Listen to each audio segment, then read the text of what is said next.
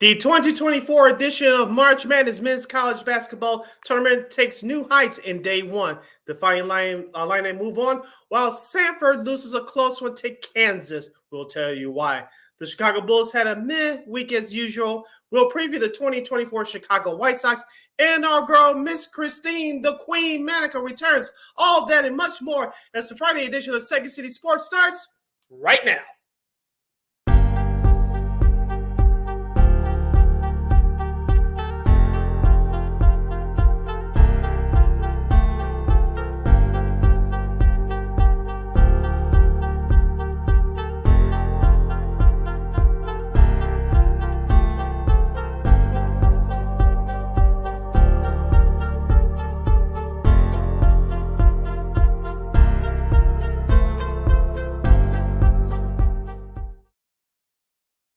Welcome to the Friday edition of Second City Sports. We're live in the living color right here on Sports So Chicago, along with Miss Lakina McGee, which is she. I am Sydney Brown. Hey, that's me. You can follow yours truly on the Twitter, X, and the IG at SidKid80. Once again, at SidKid80. That's SIDKID80. That's SIDKID80. You follow my Lakina McGee on the Twitter, X, at KXRB, and the IG. Be sure to download that Sports Zone Chicago app wherever you get your apps. Please follow Sports Zone Chicago on all social media platforms on Facebook, Twitter, X, Instagram, and YouTube. Please subscribe to our podcast. We are located at War Media Podcast. That's WARR Media, PODCASTS. We are on all podcast platforms, including the iHeartRadio app. And while you're ready, please give War Media a follow at WARR Media on Facebook, Twitter, X, Instagram, and YouTube. And thank you very much in advance for your support. Like, share, subscribe, and tell your friends. We are unapologetically fun, and we have very definite opinions. If you have any definite opinions during our 2-hour extravaganza, we call it Sports Talk Radio Show. You can always hit us up at Sports Zone Chicago's Facebook page or at Sports Zone Chicago YouTube. Type in your questions or comments in the comments section. Lakina will get them up on the screen for you. But you decide to troll and or do something silly, dumb, or stupid, I'm giving Lakina full power to give you fools the bill and be a boot. Toodles. But before we begin, we must remind you can catch Sports Zone Chicago live in the 11 color right now on Roku TV. That's right. So celebrate the squad and give the program. Sports Zone Chicago is now available on Roku TV. If you already have a Roku television, just tap on the Sports World and download that Sports Zone Chicago app. If you don't have a Roku television, but you have some handheld devices laying around, iPhone, iPad, iTouch, your Android, your Chromebook, or your PC, just head up to Google Play Store and download that Roku TV app and access Sports Zone Chicago through that avenue. So no more excuses. Celebrate the squad and give the program. Sports Zone Chicago is now available on Roku TV. 24 hours a day, 7 days a week, 365 days a year. Live and on demand. Anytime, anywhere. And you know we will provide. And we will be providing you with some of the best here, as usual, on Second City Sports. We got our buddy Nick Murawski from the Good Guys Talk Back podcast to preview the White Sox season. And our girl Christien from KXRB is back from a honeymoon. We got a lot with her. I'm sure she is, been ready to catch up on some of the latest hot topics, talking about, from various, sports, both locally and nationally. Of course, you got the tournament going on right now. We got a couple of scores to share with you real quick. Northwestern is, I guess they're still, I guess that's a good thing, in Brooklyn. They're only down 20-19 to FAU in the East region. And in the West region, our boy Spiro Diaz has a call for CBS. Baylor looks like they're starting to pull away from Colgate, 45-25. They're in the under 4 timeouts there as well. We'll keep you guys updated on these scores and other scores because some guys are going to be tipping off a little bit while we're going on.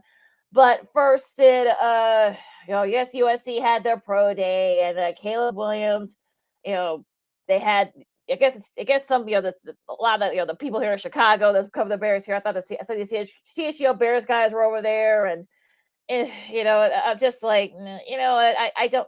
Pro days for me are just like, okay, look, you can throw, you can.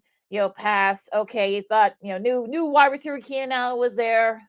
Okay. And I mean, it's just at this point, like, okay, it's going to be all but official now. We still got about another 6 weeks of this, but I'm just like, oh, okay. I hope. Look, I wish nothing but the best for Caleb Williams. I hope he's successful. But the fact that people are calling this guy like the second coming of Pat Mahomes, that's kind of like really what irks me to know. And I'm just like, I'm kind of over it at this point. Yeah, and that's where my anger came from on Monday. I will now reiterate those comments again. So if you guys missed my rant about the whole Justin Fields trade aftermath, you can go back to last Monday's show. But Lakina, shout out to our guy, a friend of the show, Nick Hamilton from Nightcast Media, out there in Los Angeles. He was there too. I saw his stuff via his Instagram. But Caleb Williams, he did look good. Like you said, it was a pro day, and so if he looked bad, it was going to look bad for him. But here's the question I want to ask you guys out there in our listening and viewing audience. If you're assuming that you guys are Bears fans, is it too? Caleb Williams already is going to have enough pressure coming here because he's the number one pick, and the Bears haven't made the playoffs since 2020. Okay, but since, like you said, many experts locally and nationally and fans have placed enormous pressure on him because those two words I uttered over the weekend that many people have uttered, this generational talent. Where the hell they came from, I don't know, but I digress. But is the Caleb Williams hype too strong? Is it too much? The question I want to ask our listeners and viewers out there, is the pressure on him a little bit too much? And here's what I mean, especially with the generational talent that he did not, I'm talking about Caleb Williams, he did not place on himself. As I said, other media pundits and many Bears fans have put this label on him. And is this too much pressure for him to handle going into 2024?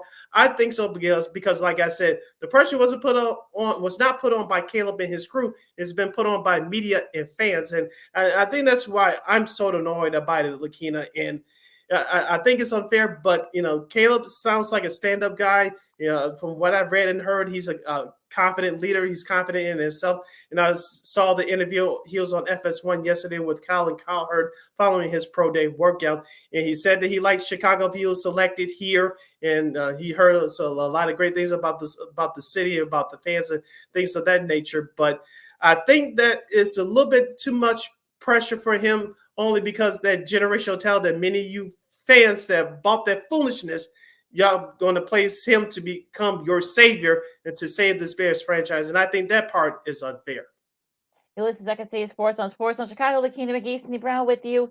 I mean, I didn't watch the pro days. Usually pro days for me are just like, kind of like a formalities. Like I know that Marvin Harrison Jr. did kind of work out a little bit, but he did mostly like media stuff in Ohio State's pro day. I saw Jane Daniels, LSU. I think they're having their pro day coming up next week. So for me, I think pro days are just kind of like a formality. I'm not saying it's a waste, but look, if you want to have like, any additional notes, because you're not going to be able to see these guys for like 5 or 6 weeks because the draft's not till like near the end of April. So for me, I just think that let's just get it over with. I'm over it. Like it's just okay. Look. All I can say is Caleb Williams better have a freaking good rookie season, because if not, there are going to be a lot of people that are going to be saying, look, all these Justin Fields, people are going to be saying, I told you so, we shouldn't have traded him and this and that. So, look, I wish him, Williams, I wish him nothing but success, but it's going to be tough. I know people say, well, he's got all this stuff. He's got, Keenan Allen and DJ Moore. He's got a solid O-line, and, you got DeAndre Swift over here. But I think, look, for me, I think it's not going to, you still got to make some moves. It's not like, what annoys me more than anything is that, okay, all you need is insert Caleb Williams here. It's just like, boom, they're an NFC contender. It's not that simple. And I've said it before. Yes, the Bears going to be playing a quote unquote last place schedule next year, but it doesn't really mean anything. Things could change the drop of a hat in the NFL. Like a team near the bottom could be like at the top next year, the season coming up. So it's just kind of silly that all you need is like insert Caleb Williams and there'll be this, but no, that's not how it works. And people know better, but they you think people know better, but they don't. Like I always say to people all the time, common sense ain't that common. When you're acting like a fan and not thinking with your head instead of with your heart, you tend to say certain things that don't make sense. But I digress. But it was a couple of comments that came out of the Bears camp following the pro day yesterday, Lakina. This first comment, I'm just paraphrasing him for both players. Cole Kmet, the Bears tight end, he said that he couldn't stand USC, and rightfully so, because he played at Notre Dame. But Of course, he was upset after Justin Fields was traded last weekend. And of course, the comments from Jalen Johnson, the Bears defensive back, who just got fresh cash, by the way, a few weeks ago at the start of this free agency period.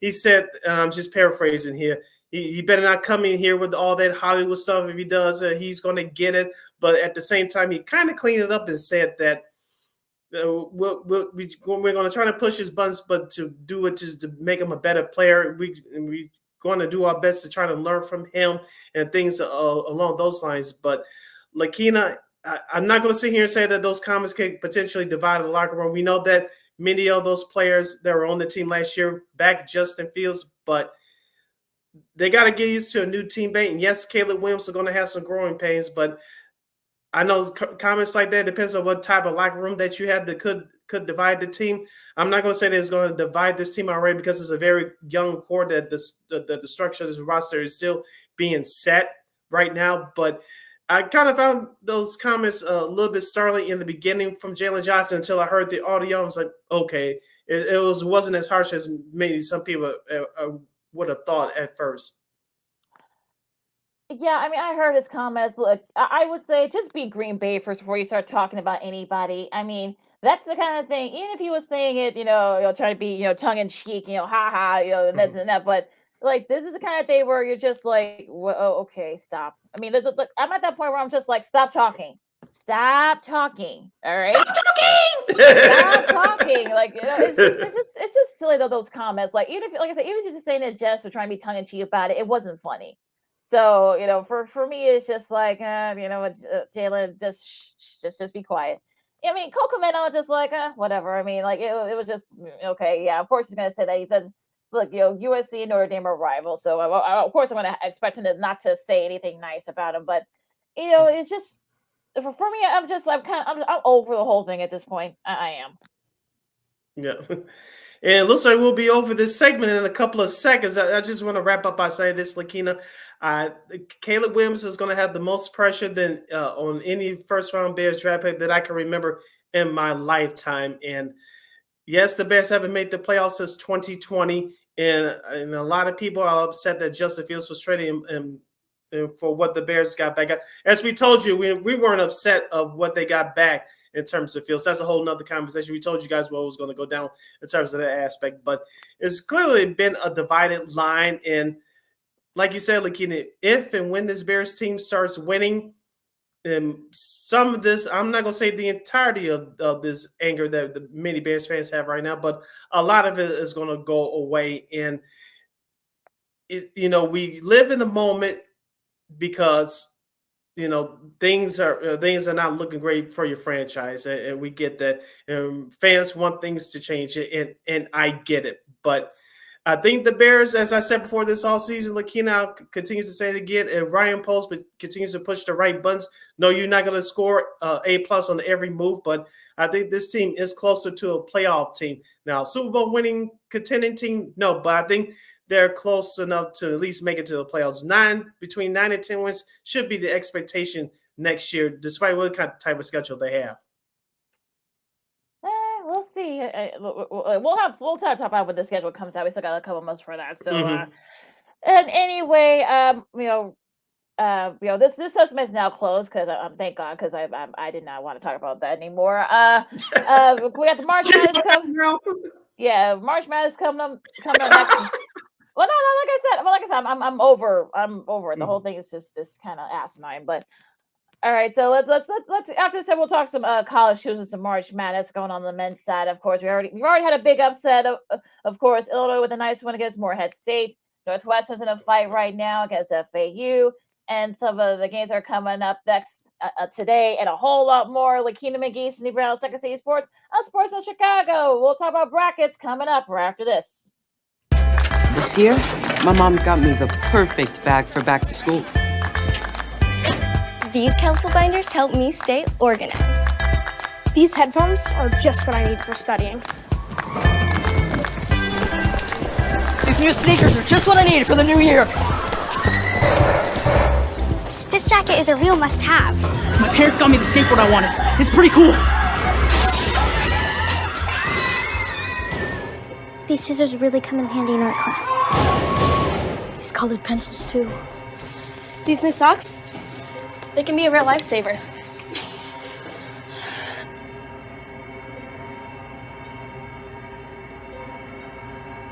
And I finally got my own phone to stay in touch with my mom.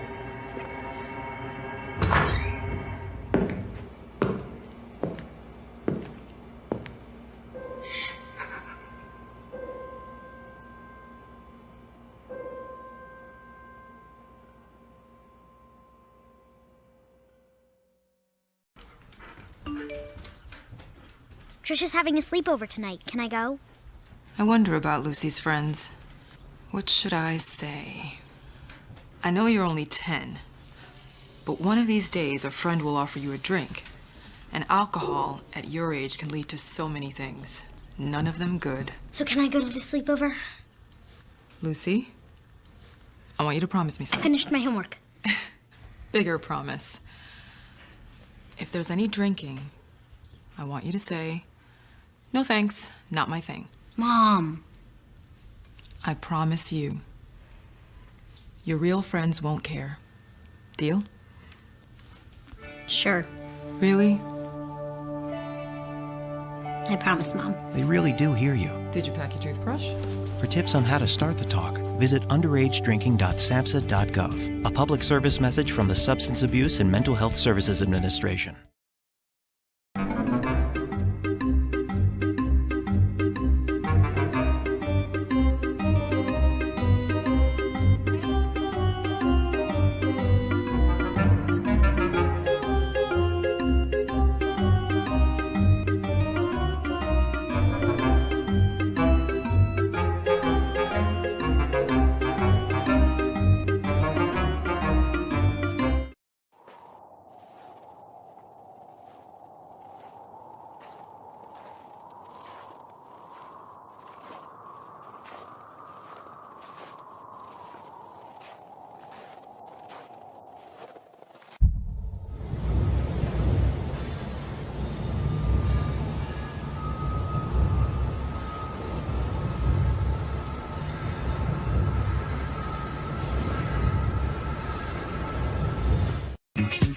Hey, this is Dr. J, and I listen to Sean and Maya in the morning.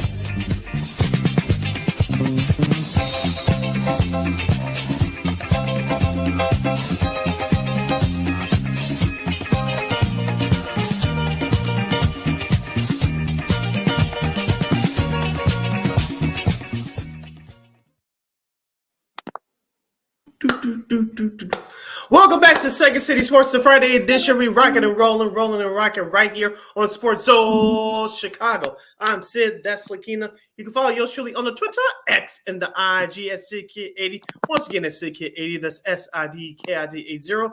That's SIDKID80. You can find my Keenan McGee on the Twitter, X, I was going in the IG. We have less than 85 minutes left of this extravaganza we call a Sports Talk Radio Show. If you have any questions or comments for us, you can always hit us up at Sports Zone Chicago's Facebook page or at Sports Zone Chicago YouTube. Type in those questions or comments in the comments section. Lakina will get them up on the screen for you. All right, Sid, we got these games going here. Looks like, Northwestern starting to heat up a little bit. They're up 3. They're in the under 16 timeout against FAU. In the East region and the West region, you got Baylor up big against Colgate in Memphis by 20. They're at halftime right now. That game is on True TV. We got a couple of games that are about to start in a little bit coming up at about 10 minutes from right now in the East region. Also, you got San Diego State against UAB.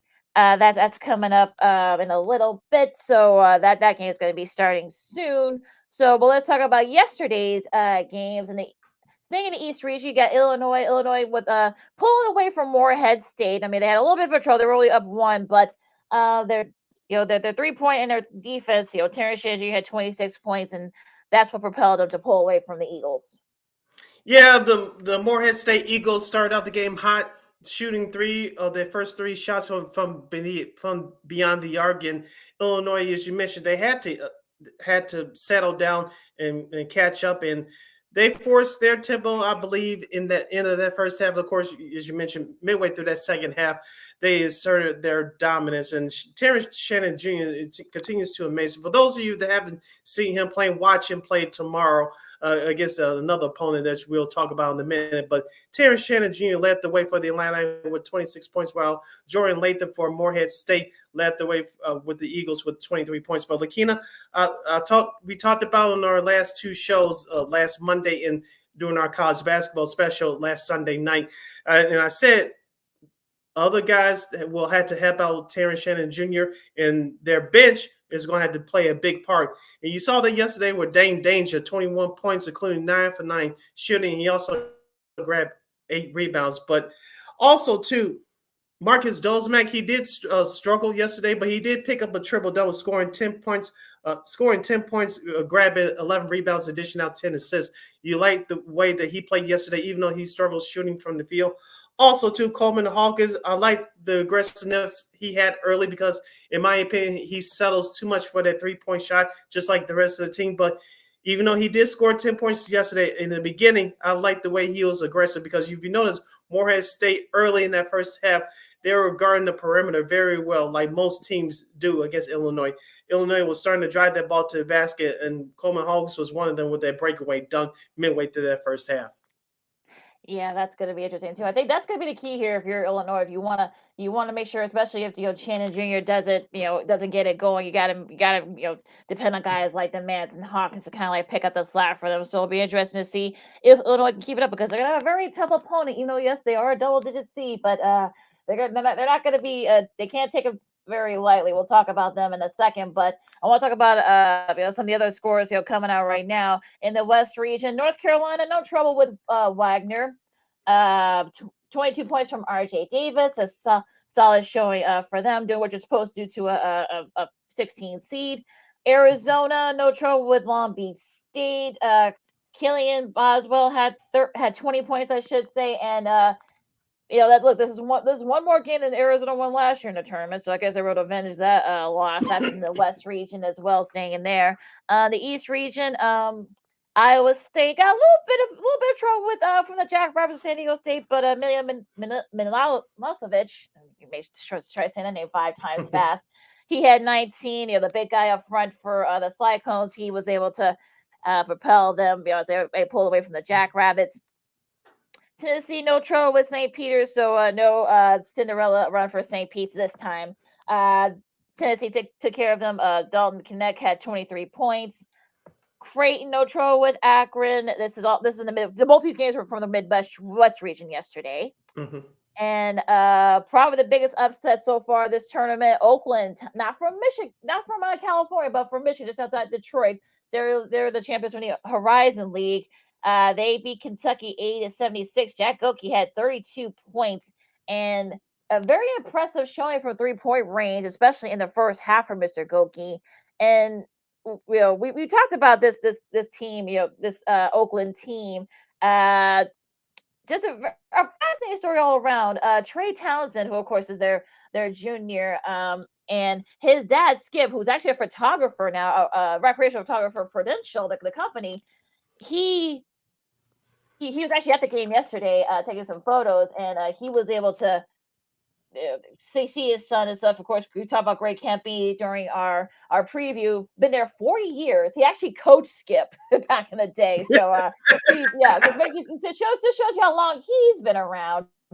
So, but yeah, we'll talk about Kentucky's future in a second. But what do you think about Oakland's performance yesterday? Yeah, shout out Jack Goldkey for his 10 3-pointers made in the tournament game. He was one shy of the record.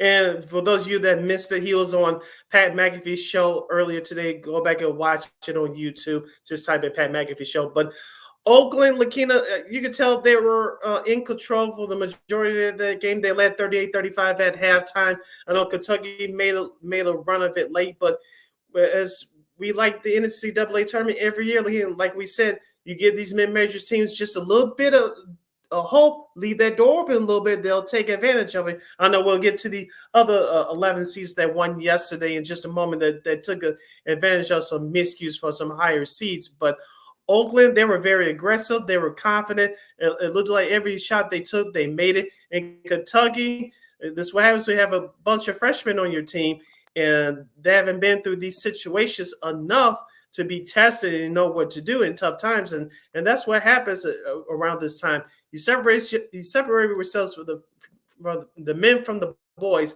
and that's what happened with Oakland yesterday. Jay Wright, of course, former Villanova coach, won 2 national championships. I think he said it best after the game. You guys, check it out. Go through True TV, and I think the March Madness social media page. I'm sure it's on YouTube as well. He said that basically the same thing you just said that, look, this is what happens when Coach Cal decides to recruit mostly freshmen, guys that are not battle tested. I mean, you're facing teams. I believe Goki's like a 4th or 5th year senior, and Towns is a junior. So like a lot of these guys have been put through the ringer, so they know what it takes. They play these type of teams. And look, Coach KP said, look, don't call us a Cinderella. they've been around a little bit. These guys are battle tested. So I want to, well, as I can see sports Chicago, like Kenny McGee, Steve Brown with you. I want say this about Kentucky and Coach Cal's future. We'll talk about that in a second. But I think it's going to be very interesting to see how this. I know, look, he's got a $33 million buyout clause, so I don't think Kentucky's going to want to play that out anytime soon. But at the same time, though, you wonder he only has 1 national championship his whole time there, and that was with Anthony Davis and that crew years ago. So you wonder, like, are they kind of at a crossroads here? They are, but here's the thing. Can you find a better coach that's going to be bring a better pedigree than John Calipari? And that's the question that you're facing if you're Kentucky's AD right now. And I'm not so sure that person is out there. But I saw a stat this morning that Kentucky, since the NCAA tournament has expanded in 1985, Kentucky has become the 4th team to lose as a 3rd seed to a 14th seed 2 out of the last 3 years. And like you said, these mid-major schools, they've been together 2, 3, 4 years, so they know what to do. They know each other's tendencies, and they know what to do. They've been battle tested throughout all situations. These one-and-done teams, as we talked about with this parity in college basketball, they starting to be exposed. And just for the regular Kina, John Calipari, #take that. I'm done. You better hear our buddy Jared Willis. He's from CHGO. Of course, we know he's for everybody who's listened to this show, who watched this show over the years. He is a big Kentucky fan. I told him that maybe he should stay off Twitter for a little bit. But yeah. Hey, don't do him like that. We love him. No, that's for you. That was for you. You're good tackling at their misfortune. But yeah, I mean, it'll be interesting to see what they do here, especially if you wonder, will Coach Cal have to change his tactics a little bit on how he recruits? I doubt it, but we'll see. But look, congrats to Oakland. Look, I'm sure there are going to be a lot of the Grizzlies from Oakland. I'm sure they're going to be a lot of media darlings for the next couple of days until they play tomorrow. So we'll see what happens here. Now, that was in the South region, by the way, that Oakland-Kentucky game. Now, this game here, Kansas just edged out Stanford in the Midwest region, 93-89.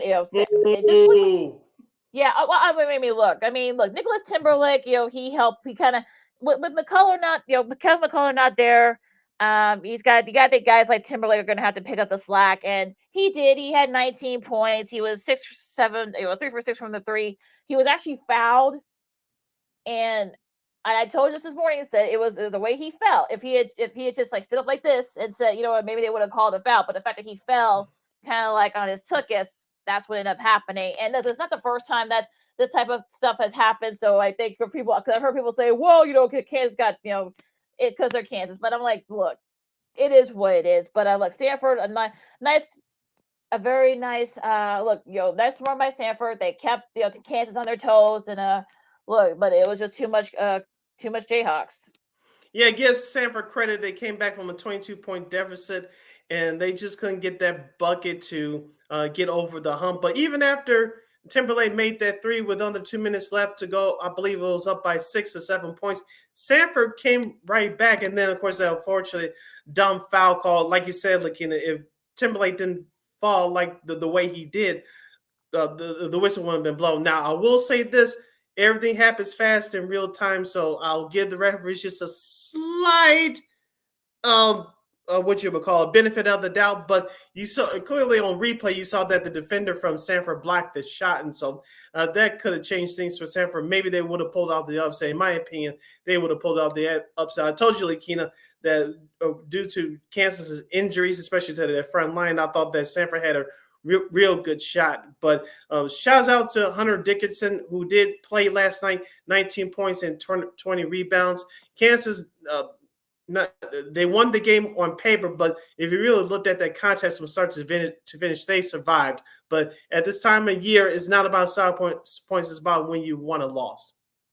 Yeah, survive in advance, as they say. So Kansas will be facing Gonzaga in that same part of the Midwest region. They had no trouble with McNeese. I mean, I know people, including yours truly, thought that McNeese had a shot.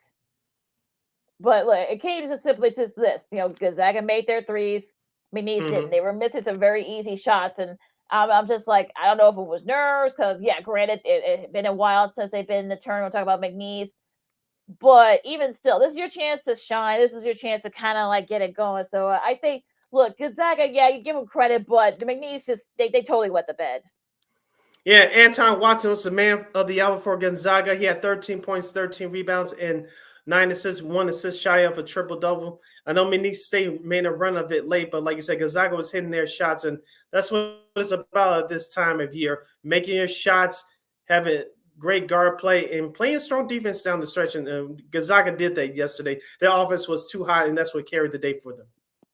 Boo! That's my little thing here for the Now going back to the East region, the first of 2 11 seeds that pulled off 3 11 seeds, I should say. I think that's the first time it's happened in tournament history.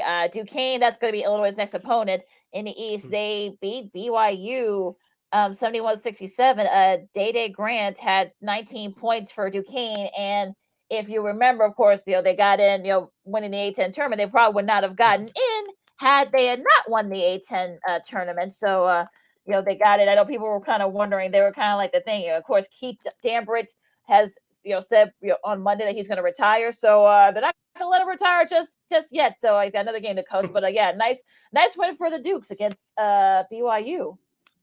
I gave BYU their props the last couple of shows because of their first year playing in the Big 12, coming out of there with a now 23-11 record as their season ends. But it was a very physical game, Lakina, yesterday. Duquesne made the big plays down the stretch, and BYU shooting just went south, even though they outscored Duquesne by 4 in that second half.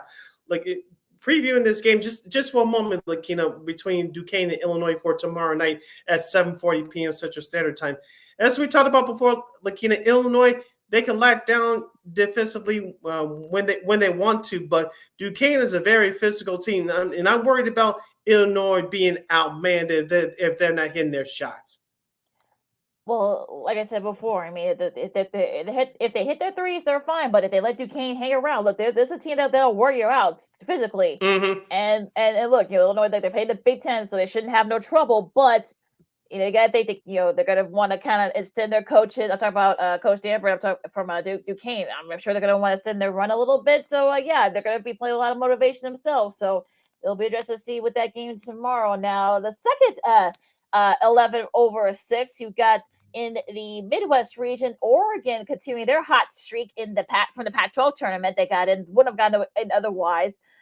They just hammered South Carolina's 87-73. Jermaine Cousinard had 40 points, which is a career high for him. Let me see. I've got something here with Mr. Cousinard.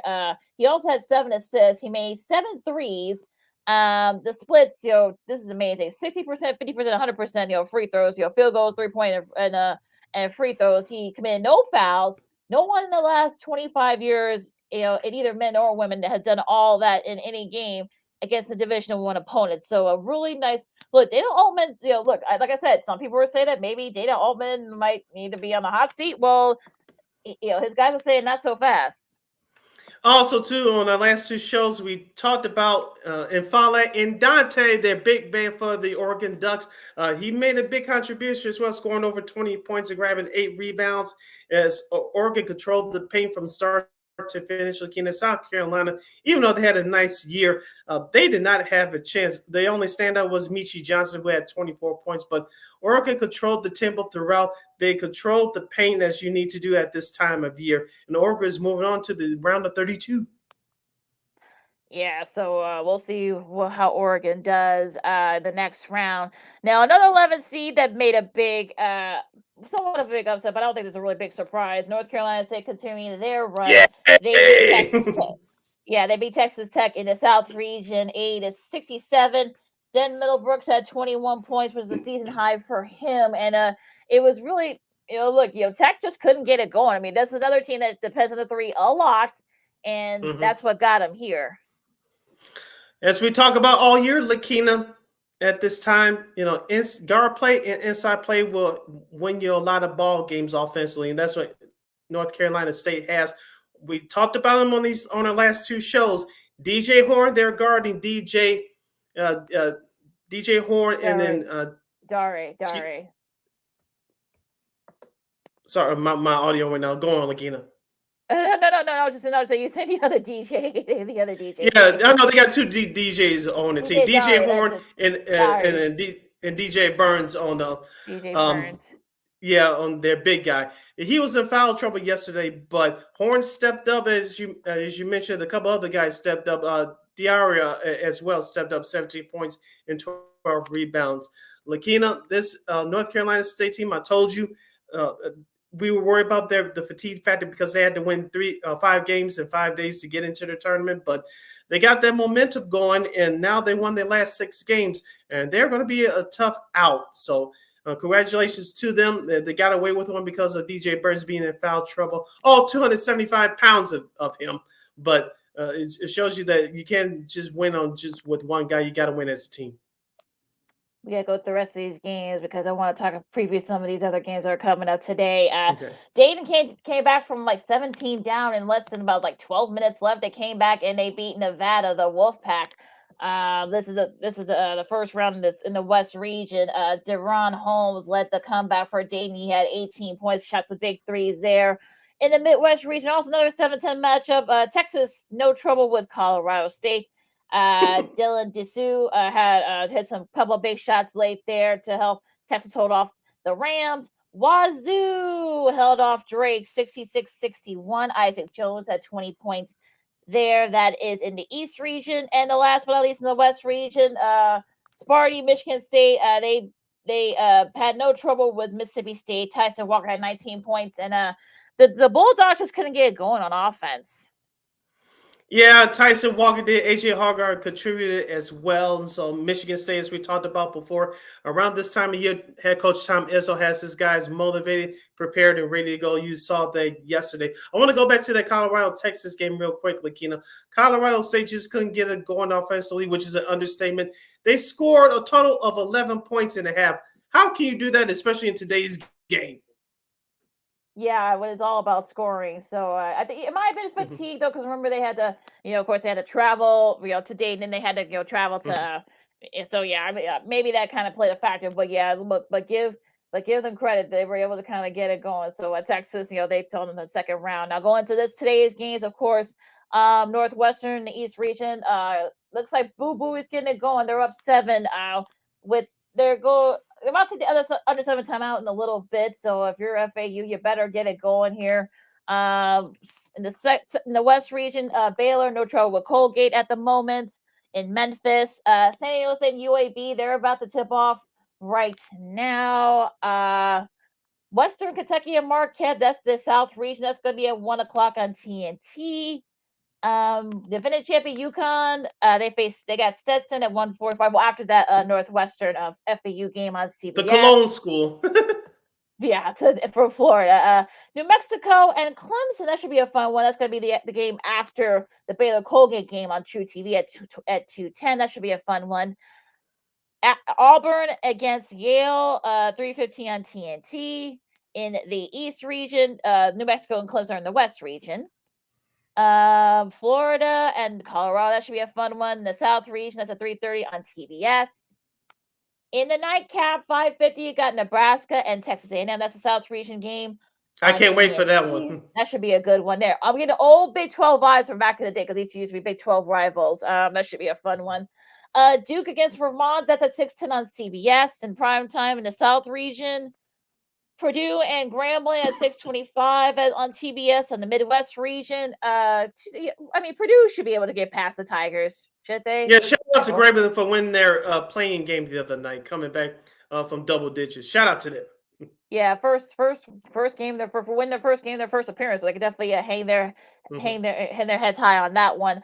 Alabama and Charleston on the West region. That's at 6:35 on True TV. Houston and Longwood in the South region at 8:20. Yeah, you got to think Houston's not going to be in a very good mood after what happened last week in the Big 12 tournament. So I'm going to go on a limb and say at Longwood they better be ready. Good, looking forward to this game, Sid. The CBS nightcap at 8:40 in the South region. You got Wisconsin against James Madison. Remember, James Madison beat Michigan State earlier this year. They could definitely give Wisconsin fits, so we'll see what happens in that game. That should be a fun one. In the Midwest region, looking forward to this one on TBS at 8:55. You got TCU and Utah State. That should be a fun one in the Midwest region. Last but not least, in the West region, it should be a fun one here. Another 12-5er. You got Grand Canyon, led by Bryce Drew in the game, and St. Mary's at 9:05 on True TV. I want to go back to that 5:50 game on TNT tonight, Texas A&M versus Nebraska, the 8-9 matchup. As we say every year, sometimes the 7 and 10 depends on who the teams are. Those matchups are very close to call. For Nebraska, watch out for Casey Manika. He's their go-to guy for Nebraska, Fred Hoiberg's crew. He's a very good scoring machine player, and he can run around a bit, and so he's just not a set shooter here. He can definitely move around, and it's going to be interesting to see what kind of defense that Texas A&M plays on Kamanaga. If they can play tight defense on him and not let him run around, that bodes well for Texas A&M. But if Kamanaga goes up, I think Nebraska should cruise on to a win. And he hit half-court shots that he made. Look, it's a good thing to kind of kill time. So that'll be interesting to see what happens. What happens with that one? Now, I kind of feel like this is going to be one of those games where it could literally be a toss-up. And probably, like I said, the 12-5ers should be on upset alert. Like I said, Wisconsin and James Madison, St. Mary's, and Grand Canyon. I mean, look, Grand Canyon, ever since they've been in the tournament the last couple of years, they've given teams fits. So St. Mary's better be on their P's and Q's. So same thing with Wisconsin. I'm sure Wisconsin remembers that they, like I said, Miss James Madison, the Dukes, they beat Michigan State, I should say, earlier this year. So don't take them lightly either. So we could be seeing a couple of upsets today, but should be fun. All right. Stay tuned for more sports and more fun as Second City Sports Friday edition continues with Nick Murawski and the return of Miss Christien the Queen Manika. You're listening to Sports Zone Chicago. No, I don't know though. I'm scared. I mean, you're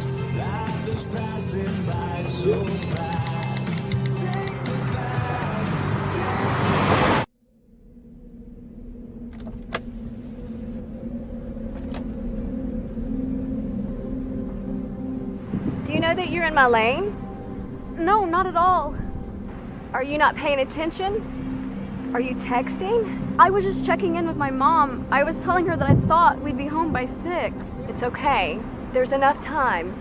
Just pay attention. I'm not even halfway through my text. There's no way. I'm not even going to look up. My babies are in the car. You have to pay attention. It's just supposed to be a quick text. I'm so sorry.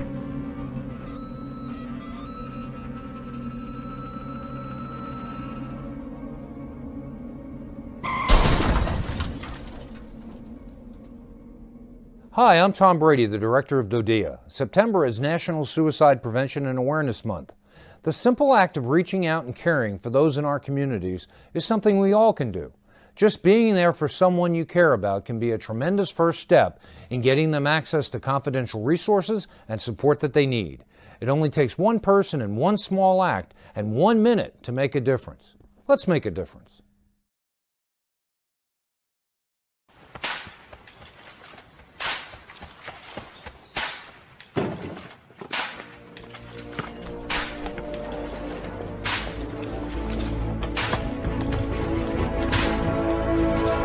Move it!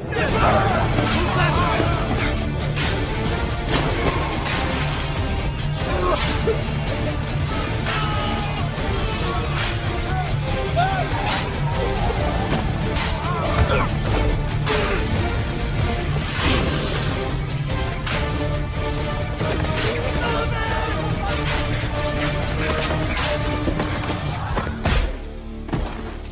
will hear the calling.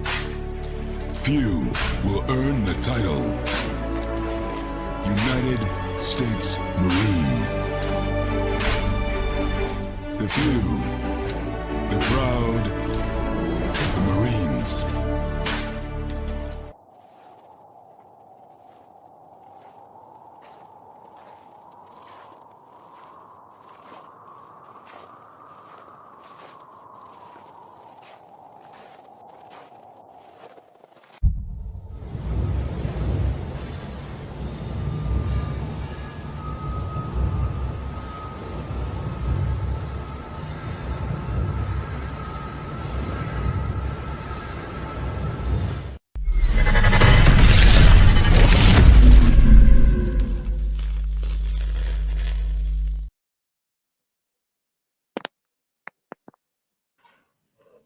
Welcome back to hour number 2 of Second City Sports, the Friday edition. We're live in 11 color right here on Sports Zone Chicago. I'm Sid the Kid, which is me. That's Lakina McGee, which is she. You can follow yours truly on the Twitter, X, and the IG at SidKid80. Once again, it's SidKid80. That's SIDKID80. That's SIDKID80. You can follow my Lakina McGee on the Twitter, X, and the IG. We have 58 minutes or so left for this extravaganza we call a Sports Talk Radio Show. If you have any questions or comments for us, especially for our next guest, you can always find us at Sports Zone Chicago's Facebook page or at Sports Zone Chicago YouTube. Type in those questions or comments in the comments section. Lakina will get them up on the screen for you. And just a daily reminder, you can catch us live in 11 color right now, Sports Zone Chicago on Roku TV. All right, City's one of our favorites to talk White Sox. Wiki is one of the hosts from the Good Guys Talk Back podcast. He is the one, the only, the fabulous Mr. Nick Murawski. Hey, Nick, how are you? Thank you so much for having me. How about this? Less than a week away, White Sox baseball is back. Absolutely. Okay, Nick. You'll try to sell folks out there, White Sox fans. Is there a reason to watch this team this year?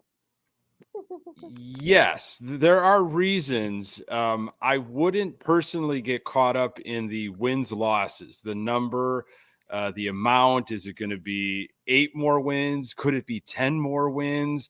I wouldn't worry too much about that. What I would be recommending to Sox fans is to look at the development of guys that could be on this ball club beyond 2024, that could be helping this team when we might be competitive again, which who knows exactly where that's going to be. So specifically, I'm really interested.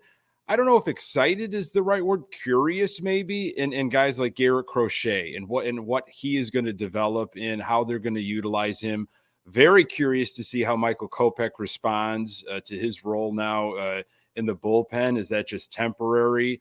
What kind of year will Yohan Moncada have in kind of a contract year, so to speak?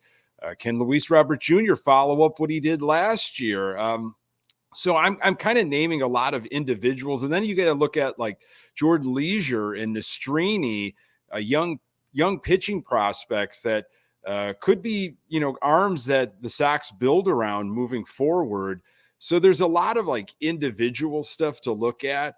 What type of baseball do the White Sox play? Do they actually come together and play sound, competent, fundamentally solid baseball like Pedro Grifol has talked about this offseason? I think they're going to be a better team defensively just by some of the depth and some of the true outfielders that they've added. None of the additions are going to maybe, move the ticket sales. They're not going to get people excited racing out buying jerseys for some of these guys that they brought in. But I think the Sox have lacked depth for several years, and Getz, which I think he's incomplete, on how you grade him as a GM, of course. He's gone out and he's got guys besides just first base DH hybrid. So there are reasons to watch this team. I think I'm going to be player watching, but I'm hoping, this is my hope, that it's just a more exciting, more palatable brand of baseball. With the departure of Dylan Only Cease talking last the week, minutia. That's what you're saying, right? Yeah, right.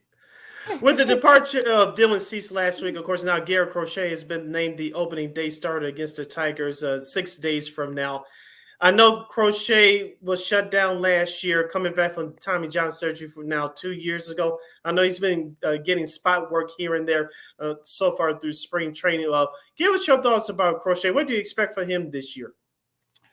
Well, he came out and he said he wanted to be a starter. He said he wanted to be in the rotation back in mid-February when pitchers and catchers reported. And at that time, it sounded amongst Sox fans, that was crazy. How can a guy who has limited amount of time, who's probably going to be, on an innings limit, how can he really be in the starting rotation? Well, obviously, the Cease thing was bound to happen. And, Michael Kopech just, he's got some things he's got to work through. But even with that, are we really going to have Garrett Crochet in the rotation?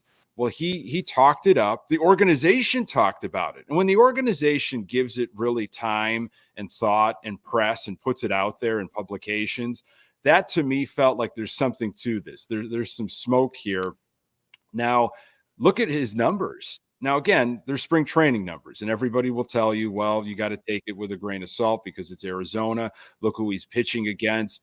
But you still have to go out there and throw strikes, no matter who you're pitching to. You still have to go out there and show other batters, no matter if they're going to wind up in AAA or AA for some team, that you can pitch your pitches.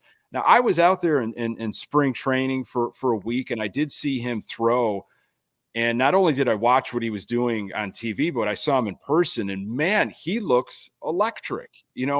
Again, small sample size, but what else do you have to go on, during the time in spring training? This is what Pedro Grifol and his staff has to use. And like you had mentioned, with Dylan Cease gone and Kopech shuffled around, and you see the other arms that are available, it still feels a little crazy. But I'm someone that kind of will lean into the craziness in a year like this in 2024, where there might not be obviously real expectations. Hey, it could be 2 innings. It could be 3 innings on opening day. It might be more of just a, opener approach. He will be on limits. There will be limitations. How I've already heard him being used by Grifol, some of the comments recently, it's a little bizarre to me. I just hope they're careful with him and they don't extend him too much, because again, if he's figured himself out and if he's healthy, he can be a weapon to this team moving forward. A guy that I absolutely will be curious to watch. I'm happy for him that he wanted this and now he's got it. And what a cool thing, and I'll be there on opening day to watch it. It'll be interesting to see about, especially with the opening starter part, the number one starter now that Cease is gone. Now, what about the back end of that? Nick Nastrini, he's scheduled to pitch tomorrow against the Mariners, finishing up that. They of course got Touki Toussaint. He got the release spot in the bullpen. Maybe be up there with the fifth starter. Who do you think is going to be the guy in the back end? Touki Toussaint proved last year that he could do it in long relief. And I think as the season ended, a lot of folks were saying, well, he's probably going to be in the rotation when you really think about it and you're honest with yourself. And he has had a rough spring. And so although I'm highlighting and heralding Crochet's numbers in spring, I'm almost tempted to look away from Tuki's numbers because I don't want those to be actuality. Mm-hmm. I hope those are just smoke and mirrors, because I think he can be, a long relief guy. I like Jordan Leisure. I think they're saying more maybe closer, even though he's never pitched in the major leagues before. I'm wondering what Kopech can give you. I hope Kopech's more than just a 1-inning guy, or I'm going to come in just to get a couple batters. Obviously, you got to face 3, but I hope they use him maybe for a couple innings, or at least he proves it to them moving forward. But the bullpen, and they've had some injuries. They've absolutely had some arm injuries too. The bullpen is where I get a little worried. I'm a little scared about, some of the bodies that are out there to throw. I mean, the rotation, you can make an argument that perhaps this rotation could surprise some folks, but April and May is really going to test them outside of their division. They're playing some heavy hitters. They're playing teams that are built for October. You know, when you look at teams like the Orioles and the Blue Jays and the Braves, the Rays, which are obviously always pesky, the Yankees have got some hitters. It's not a cakewalk. So if you can take care of your division, which I still don't know, you know, we'll find out, and you can battle all the inclement weather, which has been a problem for the Sox to get a hot start, maybe there's something, but it's going to be tested early on, the pitching and the bullpen. As you see the amount of names and players that are still in camp right now, I don't know if the Sox really know what's going on with it. Mm-hmm. We're hanging out with our guy, Nick Murawski, co-host of the Good Guys Talk Back White Sox podcast. He's hanging out here with us right here on Second City Sports, the Friday edition right here on Sports Zone Chicago City. Lakina hanging out here with you, Nick. Of course, one of the many questions facing this White Sox team, this question has been out there for years going to 2024. The question is out there again, who's going to be the right fielder? And according to my depth chart here, it looks like it's going to be Gavin Sheets to start off. If that's the case, how long will it take before Dominic Fletcher takes over that spot? If that's the case, I hope it's very, very soon. I feel like for what they gave up, for what they gave up to get Fletcher, again, not a name that jumps off, but you know, it could be a proven right fielder. And I've been hearing Fletcher, you know, for a while now in spring. His numbers haven't been that great. Again, we're talking numbers in spring. And I know Grifol has said, look, it might not be absolutely the guy that has the numbers that I'm going to go with. It's the potential. It's, you know, how versatile a player can be. I'd like to see Fletcher out there. Now, I saw Pilar in person, and I was really happy with what I saw. He gave me flashes of Aaron Rowan going after balls, crashing into the wall. He could be maybe your fourth outfielder. I could see him, you know, an outside chance making the team, but I'm leaning more towards Fletcher. I really hope the Gavin Sheets experiment in right field is long, long gone. I mean, that was the reason why they brought in this depth, right, is to have some actual options. Gavin Sheets has had a pretty good spring numbers wise. What is his versatility? You know, when you look at, I can't believe I'm saying it, but a guy like Mike Moustakas, who can play third base, he can play first base, he can DH.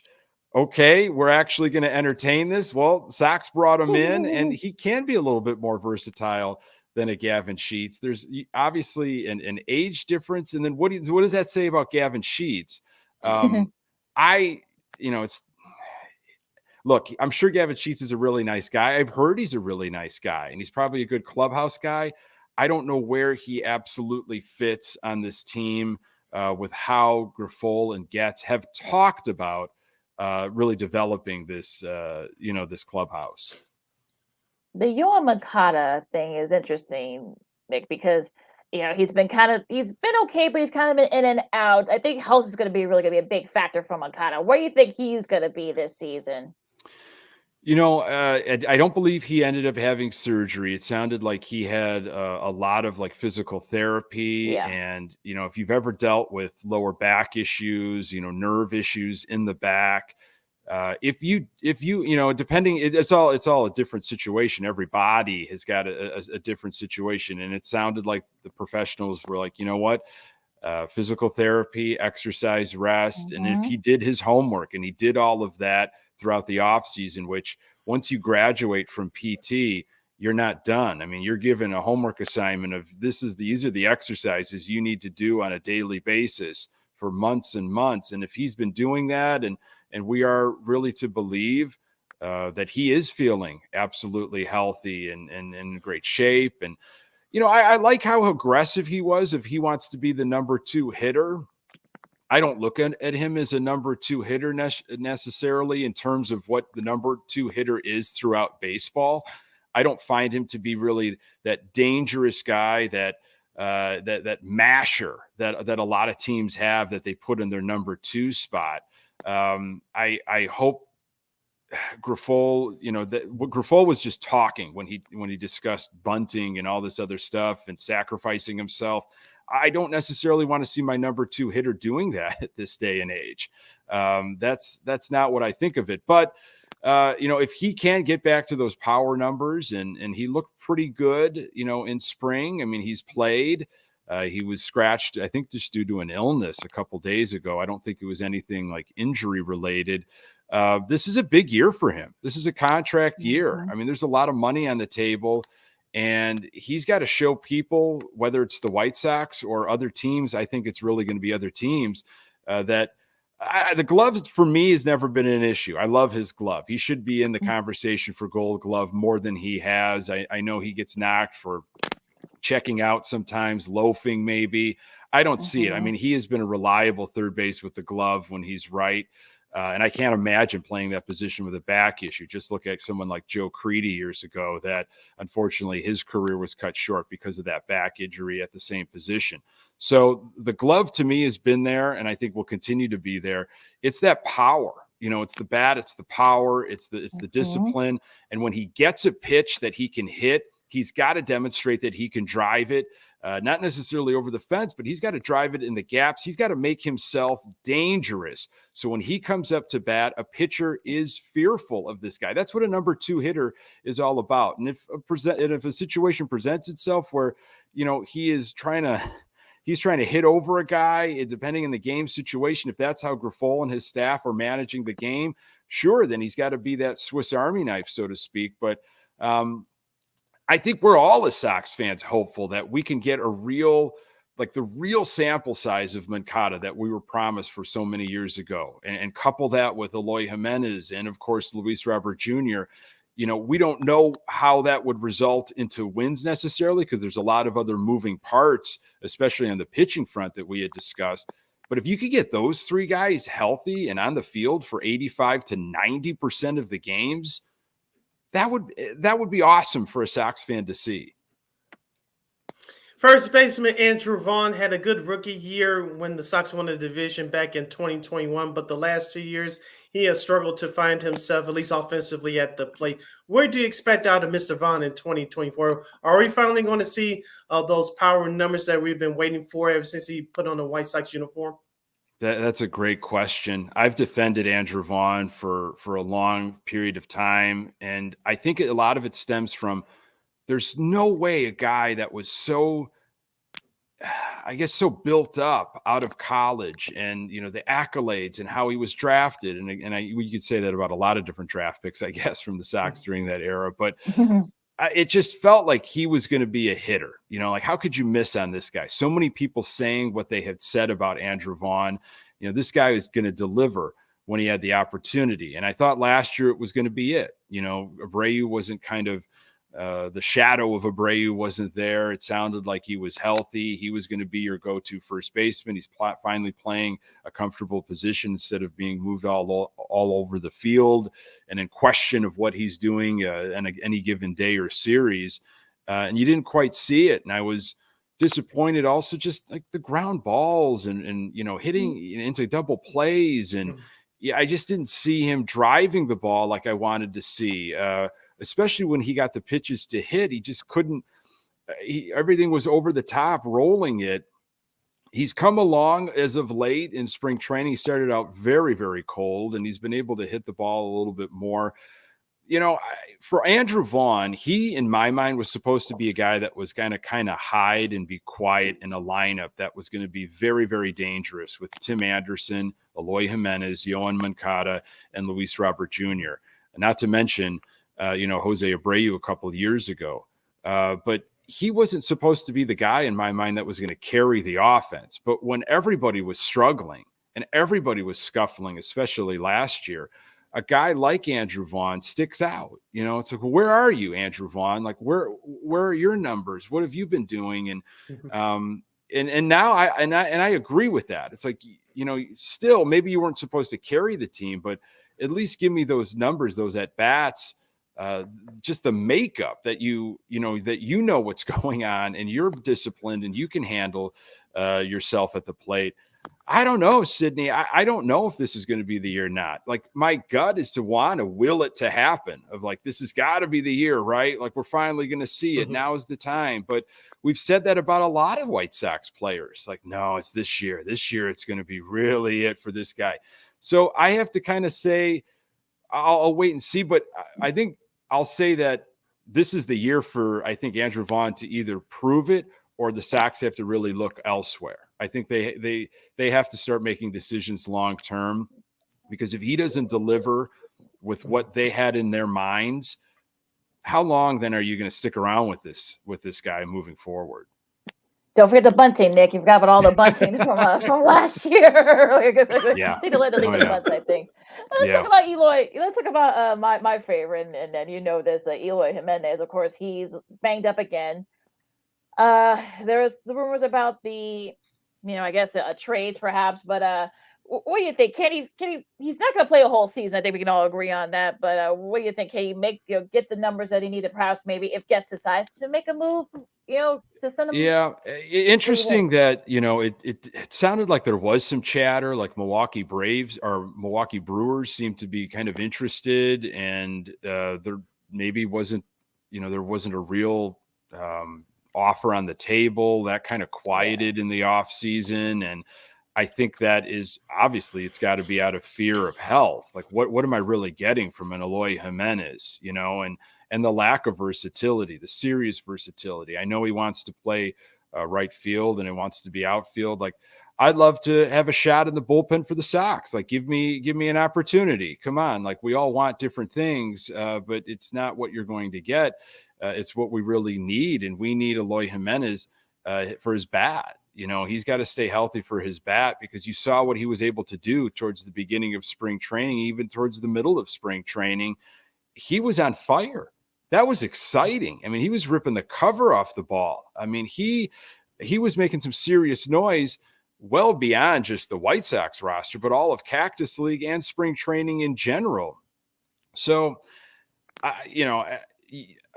the Sox fan in me that's been following this team so closely for so long, I have a bit of my stomach drops when I see that Eloy is scratched because of a sore foot. Is that all it is? Or are you not telling us what really is going on with Eloy? That's where my mind goes, because of how things have happened with certain players, and because of just his personal history. A tweaked knee turns into something that's inflamed, turns into, lower half issues that were shutting him down. And it's one thing that leads to another. So I know he's got a high lofty goal, 150 plus games. And that's wonderful. I mean, that always should be your goal. But look, I mean, how exciting is it if we could get something of spring training during the regular season? It changes the complete lineup. If a team, if a pitching staff and the pitching coach and everybody involved has to look at this lineup and say, well, look at Eloy Jimenez. Like, he's pretty dangerous. I mean, he's hitting mistakes now. There's really nowhere to hide with him. He's got some plate discipline, and that's the same thing for Yohan Moncada. I mean, that's what completely changed. That can change an outlook for an opposing pitching staff, is when you have those types of individuals, and then that makes other players better in a lineup. So Eloy Jimenez specifically, man, if he can give me 130 games, that would be awesome. 150 would be like, wow, that's pretty impressive. I hope to see him in DH. I wish they would have been working him out at first base, a long time ago, because I think he could have played a little bit of first base. But instead, Oscar Colas got some time at first base, which was interesting. I'm rooting for Eloy Jimenez. Again, I want to see what he can do if he's healthy, right? I want to see what his ceiling is. I want to see he brings a joy to the game. He's having fun with it. And you want that out of baseball, especially at a year like this for the White Sox in 2024.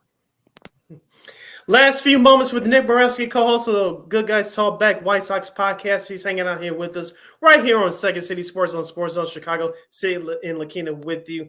I think one of the most underrated moves, in my opinion, Nick, going back to the Sox this all season, was signing starting catcher Martin Maldonado to a 1-year deal from the Houston Astros. I know Corey Lee and Max Stassi are battling for that backup spot. Talk to us about the Maldonado signing, because I think this is very underrated, especially for his pitches that there's a whole lot of unknown, at least on paper. Yeah, so you're not going to get really any offense from Martin Maldonado. We know that. He's had flashes, but I don't think there's anything consistently that, I'm terribly excited about or expecting. It truly seemed like a move because of the young pitching staff. Here's a guy that, could upgrade defensively. I'm not saying he's Gold Glove material at all or necessarily has been, but he could help out defensively. Some of the quotes and some of the articles that I've read of pitchers talking about their experiences with Martin Maldonado have been comforting to me as a Sox fan. Of that's great. That's wonderful that he was able to have that type of rapport and help out young pitchers. It's going to be such a critical position because of guys that, they've got experience, but they don't have a big track record in MLB. They haven't logged a lot of innings. And when you look at, Crochet right out of the gate, who's still young, who's still navigating his way as a pitcher. We know he can throw. We know he's a thrower. He can throw hard. He can hit triple digits if he wants, which I like to see that the velocity has been creeping back up there this spring. But pitching is a craft. It's an art form. It's a game within a game within a game. You just think you're going to, throw it 98, 99 miles per hour. These guys can hit it. They can hit it hard. You have to really keep guys off balance. You have to trust your stuff. You have to throw your stuff with conviction and confidence over and over. And you got to rely on your catcher. And to have a veteran catcher like that, I hope all of the things that I've read about that relationship, pitcher catcher, and how Maldonado has helped younger arms, I hope all of that is true. And he displays it with these guys because we need it. We absolutely need it. Fetty, Flexen, Soroka, Nastrini, Crochet. And there's going to be other arms. We might go through 9 to 10 to 11, arms in the starting staff this year with, how they're going to try to conserve innings and bounce around guys. Last question for me, Nick. Let's talk about the rest of the AL Central. Of course, you've got the Tigers. Some people say they may be a sleeper in that division this year. Of course, you have the Twins and the Guardians, and the Royals. But what do you think has its best shot of winning that AL Central? Yeah, I know there was some really bullish statements by MLB.com today on Royals could be a sleeper. Watch out for the Royals.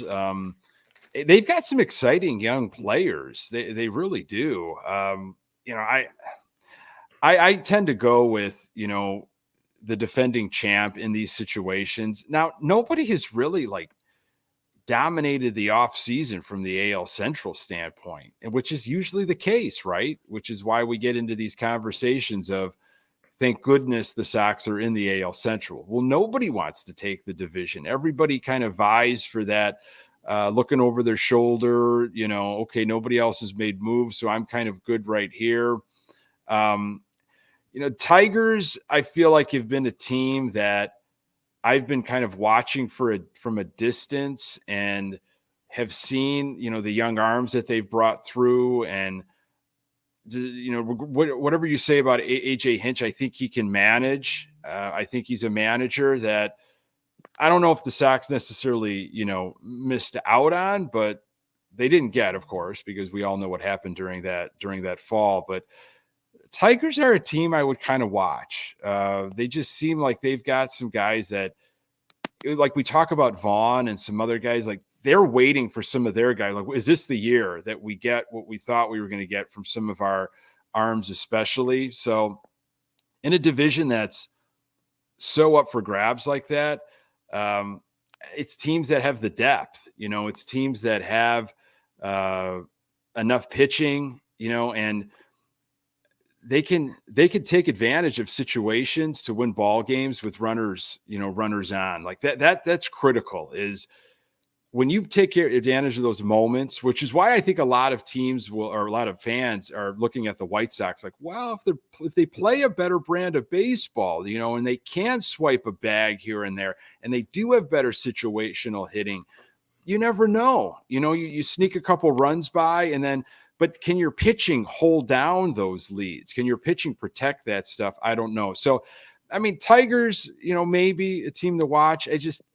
I unfortunately always have this feeling that like the Twins are just going to find some way to be at the top of the division. Oh boy! I'll forget the Twins. I'll leave it at that. Last question for me, quickly, Nick. I know the Sox had some content creators. Unfortunately, none of us were there yesterday, but that's beside the point. But media members and some content creators were out there yesterday testing out the new food items for the year. But the Sox, before then, released their schedule as far as additional promotions for this upcoming year. Which ones are you really looking forward to this year? I'm a bobblehead guy, Sydney. I love the bobblehead games. I was disappointed that there was only one bobblehead on the initial promo, especially when you put those promo schedules up to other teams throughout baseball. It's unbelievable. I mean, like the Braves, the Reds, I mean, they have bobblehead days. They have, 6 to 8 bobblehead days, at least they've had in the past. And so I was a little disappointed about that. I was excited. Okay, Luis Robert Jr., of course, that's going to be a player that you absolutely are going to highlight and have, giveaways. I love the Hawaiian shirt look. I'm a big Hawaiian shirt guy. I think I've gone to every single Hawaiian shirt giveaway day. It's been running for maybe 5-6 years now. I like the look of that.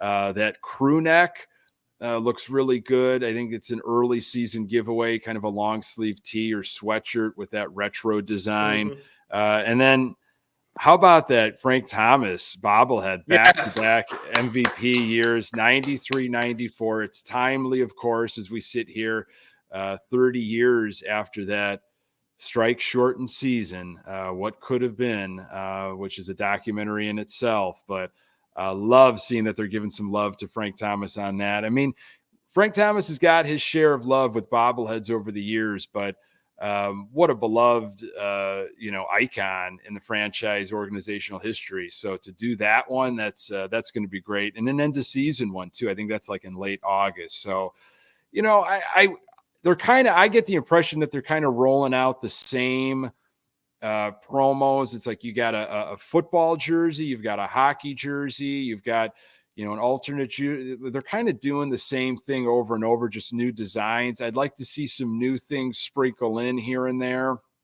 But, I love the bobbleheads, and I hope they do another like run of promos, as the season's going on. Maybe they've got some more hidden somewhere. They'll throw those out and entice fans to come on out.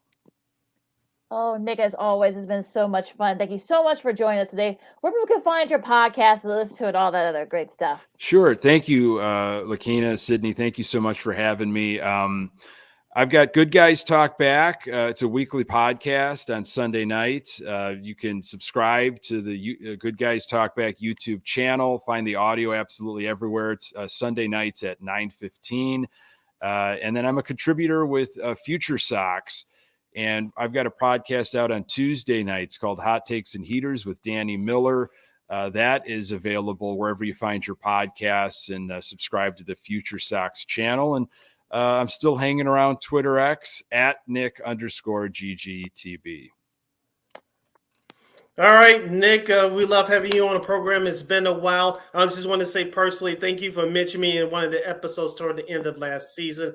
And I won't take full credit, but I'll just give a small credit to you for taking my idea and doing the Pedro Grifol quote of the week after each episode. I'm not going to take full credit, but I'll take just partial credit for you helping you doing that Pedro Grifol quote of the week. That is very very funny to end every show for you guys. Yeah, it's there's no shortage of quotes to use, so that's been a lot of fun. Yeah. There's going to be more this year. Yeah, there will. All right. Thanks, Nick. All right. Thank you guys very much. All right. All right. That's Mick Murawski from Good Guys Talk Back podcast. Of course, you can catch it wherever you get your podcasts. Sid, let's take a really quick break. Of course, we got girl Christien Manika on deck from KXRB. So we're going to catch up on a whole bunch of stuff, of course, from Justin Fields to Dylan Cease to, of course, her wedding. She's a newlywed. So got a lot to do with Miss Christien. Coming next to Keita McGee, City Brown, Second City Sports, and Sports in Chicago. Our girl KSRB's Christien Manika coming up right after this. This year, my mom got me the perfect bag for back to school. These colorful binders help me stay organized. These headphones are just what I need for studying. These new sneakers are just what I need for the new year. This jacket is a real must-have. My parents got me the skateboard I wanted. It's pretty cool. These scissors really come in handy in art class. These colored pencils, too. These new socks? They can be a real lifesaver.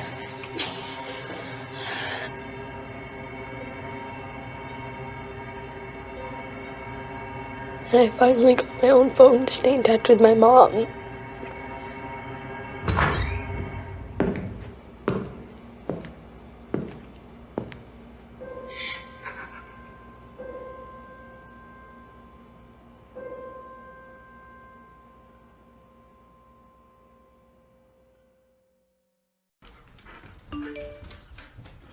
Trisha's having a sleepover tonight. Can I go? I wonder about Lucy's friends. What should I say? I know you're only 10, but one of these days a friend will offer you a drink. And alcohol at your age can lead to so many things. None of them good. So can I go to the sleepover? Lucy, I want you to promise me I something. finished my homework. Bigger promise. If there's any drinking, I want you to say, "No thanks, not my thing." Mom. I promise you, your real friends won't care. Deal? Sure. Really? I promise, Mom. They really do hear you. Did you pack your toothbrush? For tips on how to start the talk, visit underagedrinking.samhsa.gov, a public service message from the Substance Abuse and Mental Health Services Administration.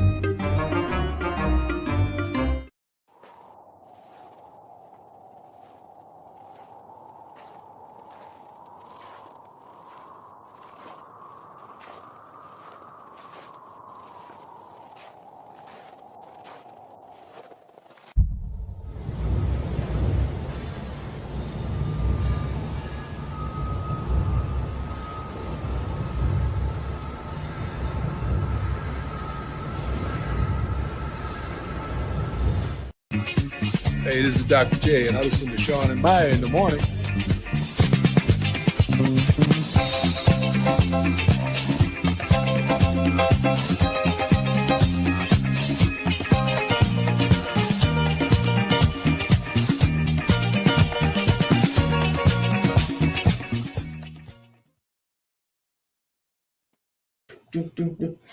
Welcome back to Second City Sports, the Friday edition. We're live in 11 color right here on Sports Sos Chicago. I'm Sid. That's Lakina.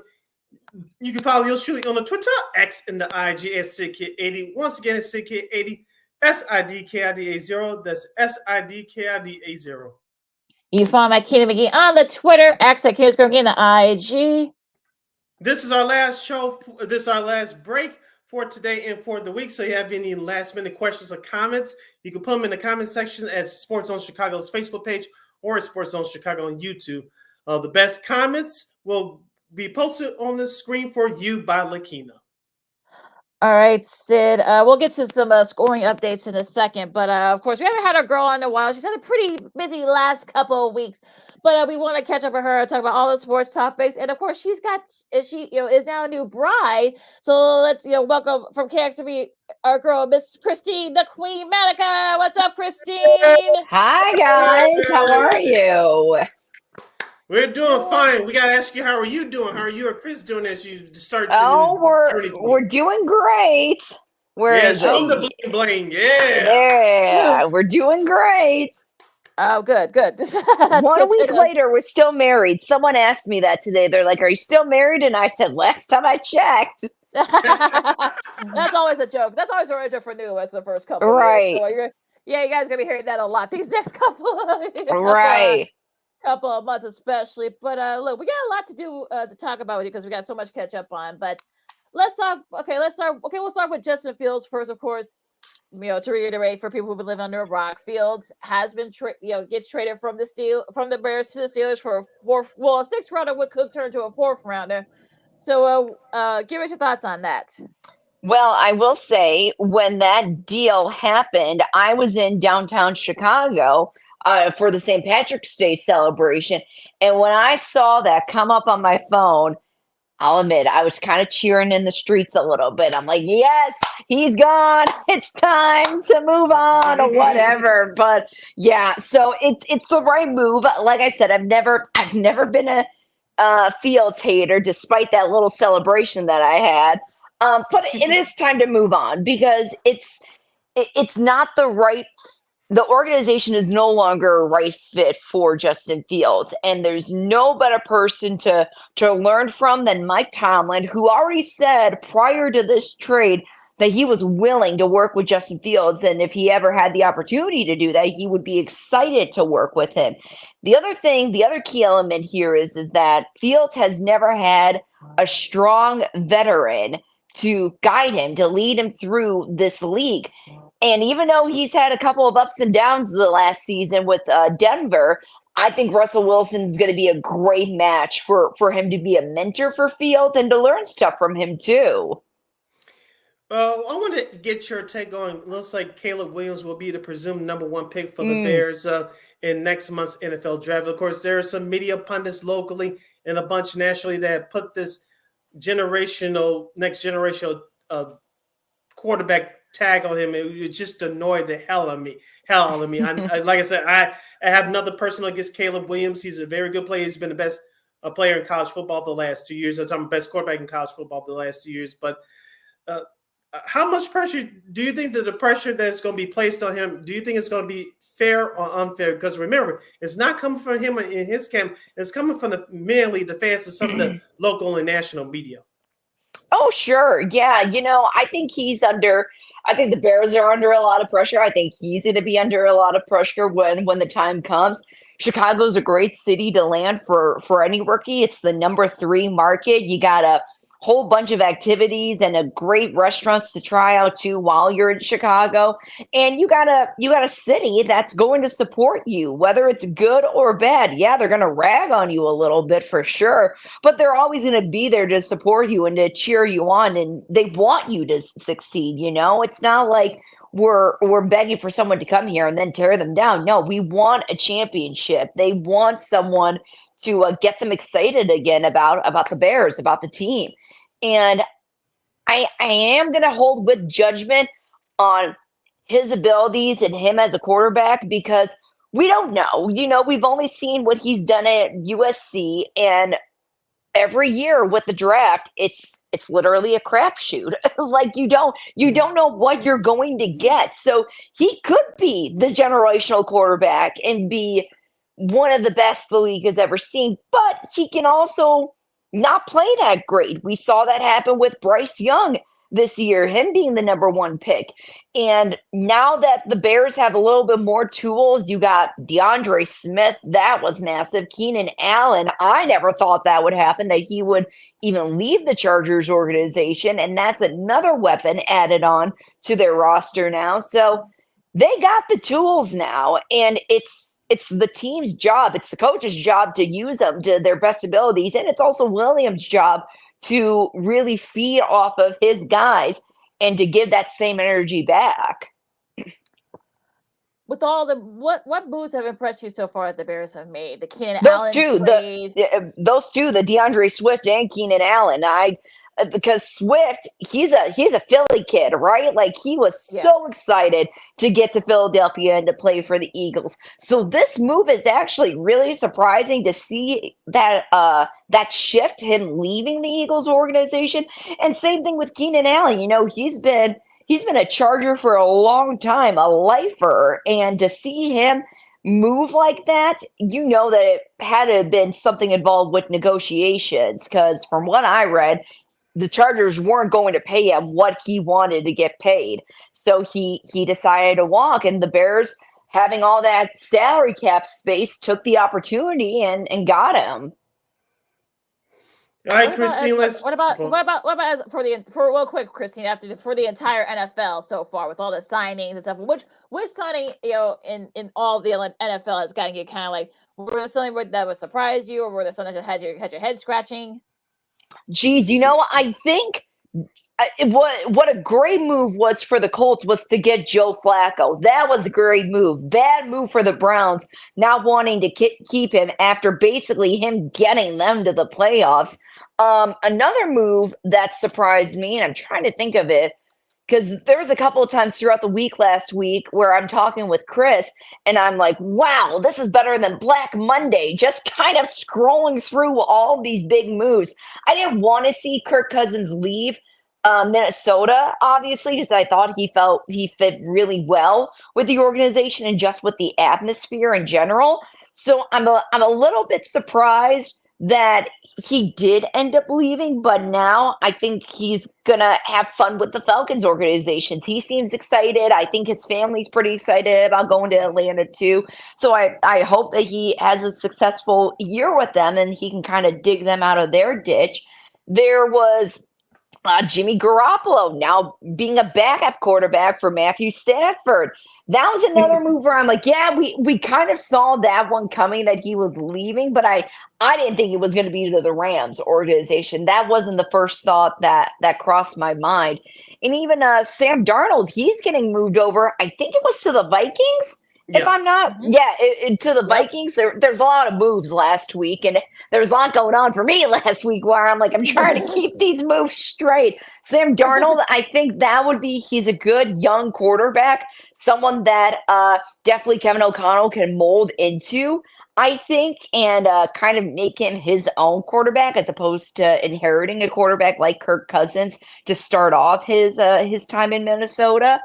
And I'm wondering now if Minnesota is going to get a quarterback in their draft pick. That's what I'm assuming. The rumor is that JJ McCarthy is going to go to Minnesota, and I think that would be awesome for him, being a Midwest kid and kind of staying in the Midwest area, because I think Minneapolis, I think it's about 5.5 hours from Chicago. So it's really like a fun little road trip for all the local people to go out and see him and even go out to the games when the Vikings come to town. Breaking news presented by Sports Zone Chicago in the NCAA tournament. The Northwestern Wildcats have pulled off the upset that beat last year's Final Four competitor, the Florida Atlantic squad, 77-65. So Chris Collins is the head coach of Northwestern Wildcats. They'll be moving on to play on Sunday night. They'll play the winner of the Stetson-UConn game, which will take place later today. So once again, Northwestern defeats Florida Atlantic 77-65 in overtime. Of course, Florida Atlantic they were in the Final Four last year. This year, they are out in the first round. Whatever. Yeah, let's go. Well, look. I mean, it wasn't really a 9-8. It's not really an upset. You're evenly matched teams. I mean, there was a call. I forgot when the Northwestern big men that could have cost them the game. They made. I think it was Rudoser who made a jumper, and I guess that tied the game. And of course, Chanel Davis from FAU apparently didn't know where he was because they had 8 seconds left. They could have called a timeout, perhaps maybe set up a call. He just shut them. Okay. Whatever, but they'll face the UConn Stetson winner. Also, Baylor did beat Colgate as well, so they advanced to the second round down there in Memphis. UAB and San Diego State up 6 at halftime on TNT, and look at this. Up number 15, Western Kentucky. I warned you guys our Sunday show. They're giving Marquette all they can handle, 39-33, 2 minutes left in the first. This is why we love March Madness. Lakina, you sound mad about Northwestern. You mad or nah? No, I'm just like, whatever. No, just that, you know. Well, no, I'm not. Christien, I think she had FAU in her bracket. No. Well, yeah. Well, look. I mean, look, survive in advance, I guess. But I'm just like, whatever. But yeah, Ooh, you sound sour. I know. Look, I always like Chris Collins is at North. Look, I feel Northwestern. It's not like my disdain. I don't have disdain for Northwestern. I'm just like, okay, but they should, like I said, Chris Collins now 3. Yeah. I know Northwestern 3-0 now in first round games, but I mean, I'm just like, FAU should have won this game handily, if no ifs, ands, or buts about it. Carry on. Yeah, I better not hear any stories of you losing any money, Lakina. No, please. After what happened with Oakland last week, that's the reason why I don't. Good girl. Now, Christien, I know we prolonged it now. We want to get your thoughts about the Dylan Cease trade. Yours truly wants to see him pitch a couple more times before the July 31st trade deadline. Chris gets said, the GM of the Sox said, no, we have the best deal on the table from San Diego. We'll get their top 3 prospects. What did you think about the deal? I think they lowballed it. I mean, I get it. There's definitely some talent that they got out of it, but you don't know what they can do, right? You're only hearing from basically secondhand information about their talent when you haven't physically seen it yourself. So I was a little bit disappointed. I thought, wow, really cutting it to the wire here, White Sox, with trading him. And, he even said he kind of figured that something was happening, but for now he was just going to play with his team and just continue to play baseball. And you know what? If the Padres is the way to go, I'm glad for him. I'm happy he's with the Padres, but I would have liked a Manny Machado to come on the team in exchange for Dylan Cease, because that is a hot commodity for Dylan Cease to be traded like that. And I think the White Sox missed an opportunity to get an even better deal out of Dylan Cease. So I think they lost in that regard. Well, but remember too, I mean, I think Texas was interested, but I guess the Sox wanted their top prospect, so they said no. And I think the Yankees the same thing, so I think that's probably why they were able to make a deal with the Padres. So that's what happened. That's kind of what happened. That's kind of what happened there. Shoot, what else I want to ask you? Oh, did you guys watch the Soul series, as they called it, between the Dodgers and the Padres? Did you guys we're up early seeing those games? Yeah, no, but I did hear a little bit of drama about some betting going on with Shohei. Yeah, we'll get to that in a second. But yeah, I mean, of course, the Padres and the Dodgers split their series in Seoul, and the weird thing is that they're actually going to be playing finish up their spring training schedule, I guess, this weekend until that's kind of weird how they did it. But it was like there were a lot of people there in Korea to watch those games, so they were actually pretty entertaining. So that was you'll take that if you're your MLB. But let's talk about that Shohei. I guess his interpreter, I guess, was stealing money from him, and allegedly it was gambling and such. And I guess some people wondering, was Shohei involved with the gambling part? So, Chrissy, what you think about all that weirdness has been transferred the last couple of days? Yeah, we were talking about it this morning. It's a very complex issue. There's a lot of different stories being told surrounding this. And even Shohei Ohtani's people have pulled back, retracted some statements that they've made in regards to this situation. I do, unfortunately, think this does involve a whole lot of people and not just his interpreter. I think his interpreter is kind of the scapegoat in all of this right now. I don't want to say that Shohei might have something to do with the scandal, but it's looking more and more likely that he's a little bit more involved than what people think when it comes to stories being retracted.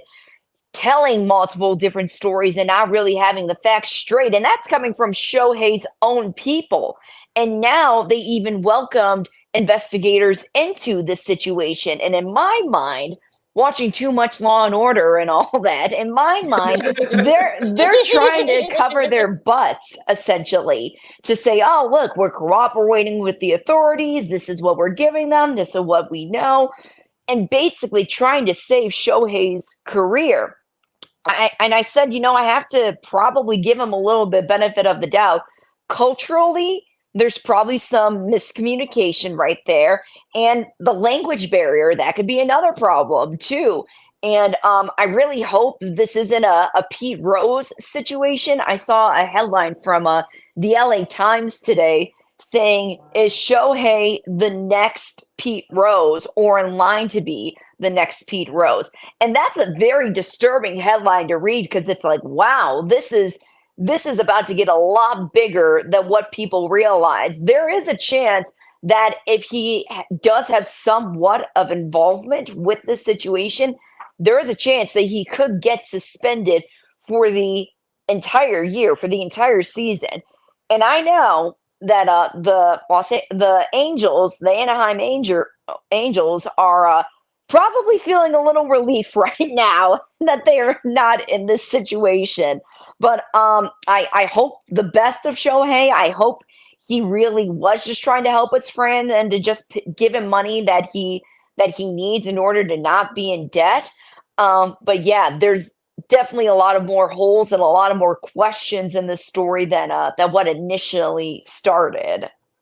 You pretty much summed up where I was going to say, Christine. You know that old saying, wherever there's smoke, there's fire.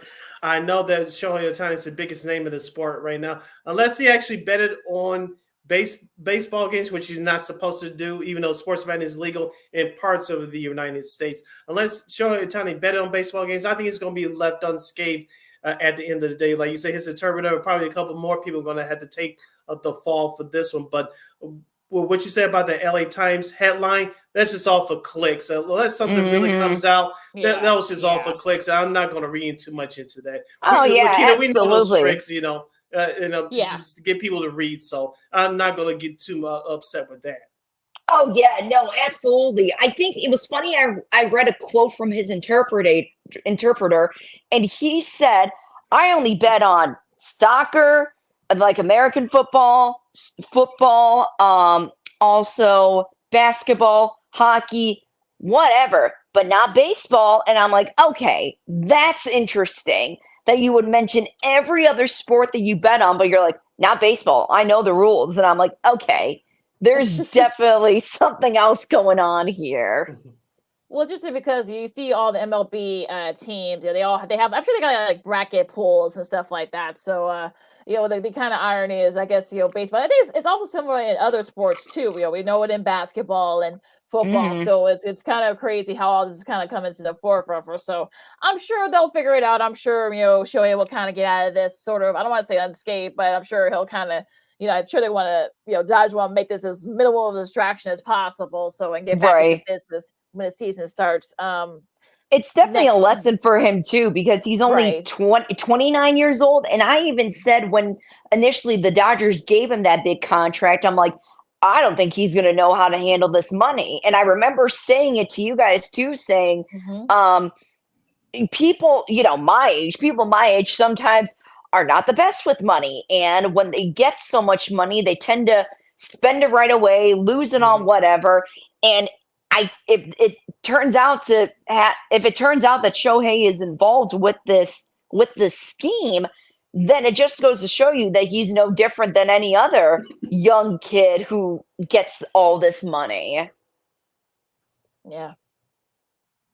I want to go back to your other point, Lakina, about you brought up the first two games of the season between the Dodgers and the Padres. I did get a chance to catch them both on replay because I get the games for free online here. The baseball one, they failed because I know the game was overseas, so they had to start here in the States around 5 o'clock in the morning local time here. It was 3 o'clock for you guys in Los Angeles. But baseball has to do a better job in promoting their regular season openers because that's a big event between two premier teams. And number two, you have the rest of your league finishing up your spring training schedules. And I know it got some guys, some people confused of did these games count, in which they did, but your other 28 teams got to finish spring training, in which those games don't count. So there was some confusion among many fans there. And number two, you put this the week before everybody else starts, which I thought was another big mistake. Yeah, so having those games like at 5, 6 a.m. and even earlier if you're a Dodgers fan or even a Padres fan. So yeah, it's kind of not a good showing there. And like I said, they're finishing up their spring training, right now. So now, okay, you got games that counted already. Both are 1-1, and you're okay. Yeah, that's kind of backwards, but.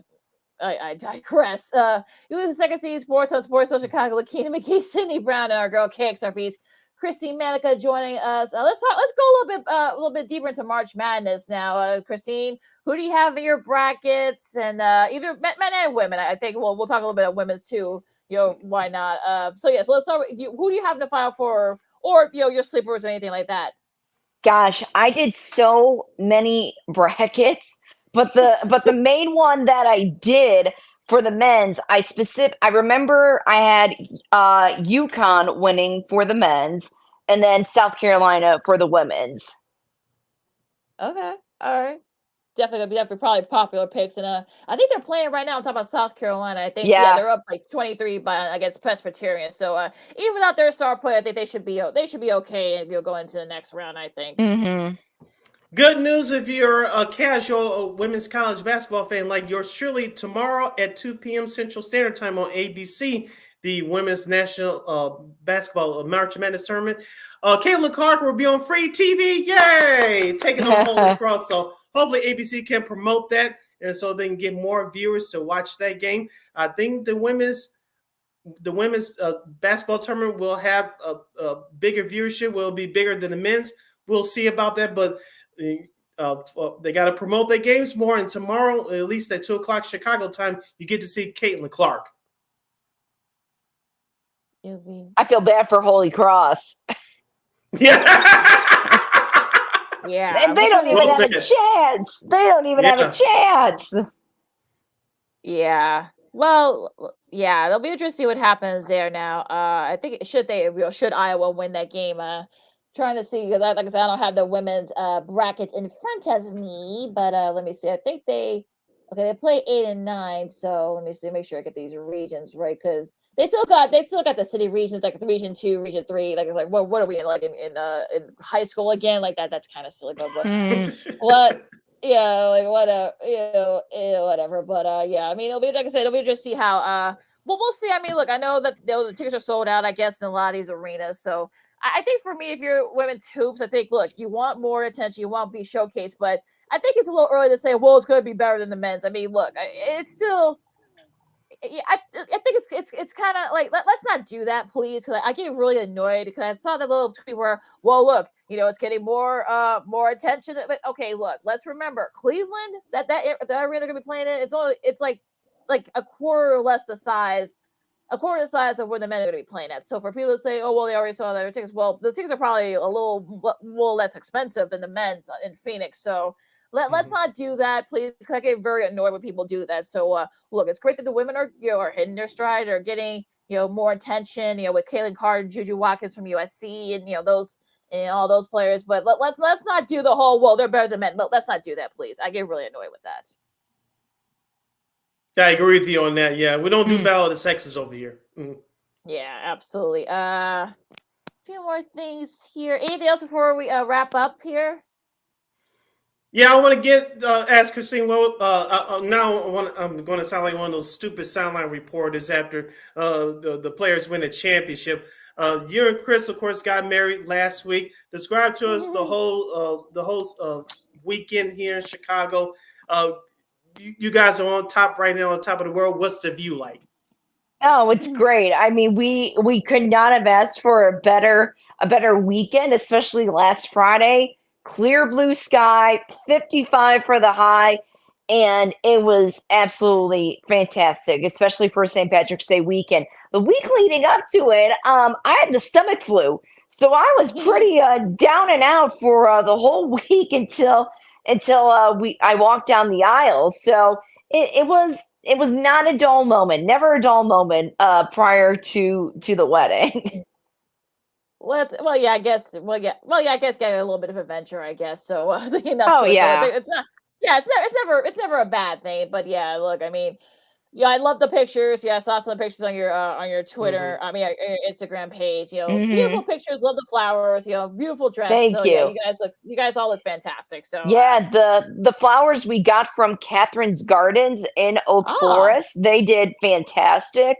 And then the desserts, the cake and stuff like that, got it from Weber Bakery and Wolf's Bakery, both like Southside bakeries that do a fantastic job. And the dress I actually got here in Sioux Falls, South Dakota, called Ellie Stone Bridal, and I absolutely love that dress. I'd wear it again if I could. Well, Like- your like- anniversary. Yeah. Your anniversary. Yeah, you can. Yeah, there you go. Yeah, like Lakina said, both you and Chris look fabulous, along with the rest of you. Thank you guys' you. families, and we appreciate you as always. Anything silly or stupid, hopefully not between you two, but some other members of your crew during St. Patrick's weekend in Chicago, because you know as well as I do, Christine. Silly things tend to happen in Chicago and downtown on St. Patrick's weekend. St. Patrick's Day weekend.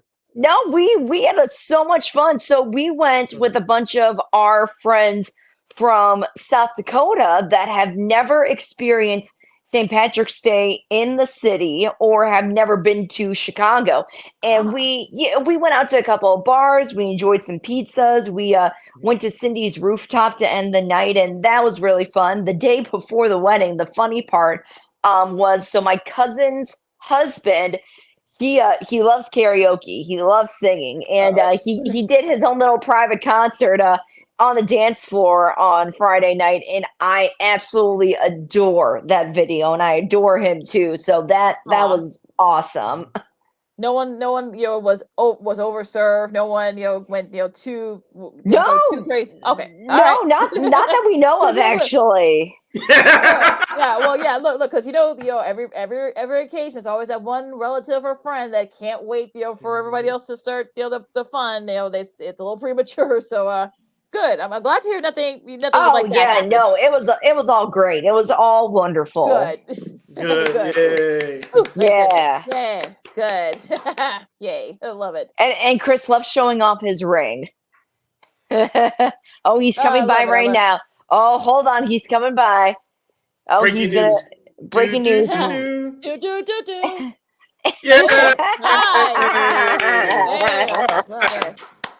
Oh gosh. Oh, Oh, that's so adorable. Oh, you two are too adorable. Thank you.